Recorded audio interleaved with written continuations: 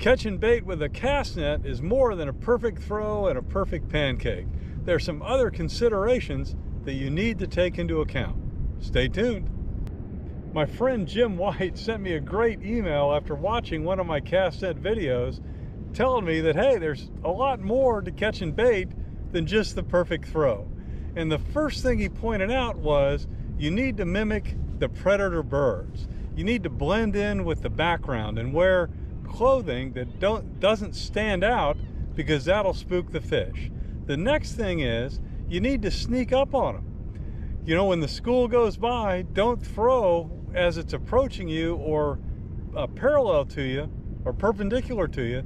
Instead, wait for it to get a little bit beyond and then throw, because your net is then going to come up over the back of them and they won't scatter as much. Jim's next tip is so true. The harder you try and throw the cast net, the more screwed up it's going to be. Easy, gentle throws. The next great point he made is know where you're throwing the cast net. If you're throwing in deep water, you need a bigger net. And this video that I shot when I was doing my net comparisons shows exactly why. When the net hits the water, it balloons out, and if you're in deep water, the fish can go down and get out around from under it. So deep water requires a big net. Shallow water, pretty much any net will work. He also had a few tips for storing bait. If you have a dock, instead of throwing your bait bucket over with the bait in it, drill some holes in a 5-gallon bucket that has the lid that will stick on very tight. He's discovered that otters know how to open the gate on a bait bucket, and you won't have any bait after they come visit. The second thing, and this is a great tip if you have a bait well in your boat, is don't just go dump the bait into the well, because at the end of the day it's going to be real hard to try and get those guys out if you have any left. Instead, fill up the bait well, but then put the bait in the bait bucket in the well and leave the bait in the bucket. That way you can pop the bucket out, grab your bait, put it back in, and at the end of the day, it's easy to clean out the bucket.